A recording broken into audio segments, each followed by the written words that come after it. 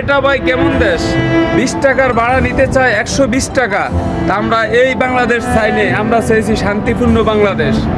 এই বাংলাদেশ কি আমরা চেয়েছি যে বাংলাদেশে নাকি 40 টাকার একটা পানি 600 টাকা বিক্রি হয়? কিন্তু আমরা এই বাংলাদেশ চাইনি। যে দেশে নাকি আমাদের প্রাণপ্রিয় শিশুরা বিমান দেখলে হাসি খুশি আনন্দের চড়ে ঘর থেকে বের হয়ে বিমান দেখতো, বাবা ওই দেখো বিমান যাইতে আছে, আজকে সেই বিমান এই শিশুদের প্রাণ কেড়ে নিল। অন্যায় অত্যাচার জুলুমবাজি যে দেশে চলে সেই দেশ কখনো শান্তি হবে না। যে দেশে স্বাধীনতা নাই, যে দেশে লাশের গন্ধ পাওয়া যায়, যে দেশে রক্তের বন্যা বয়ে যায়, তাই দুঃখ লাগে, কষ্ট লাগে ভাই। ধন্যবাদ।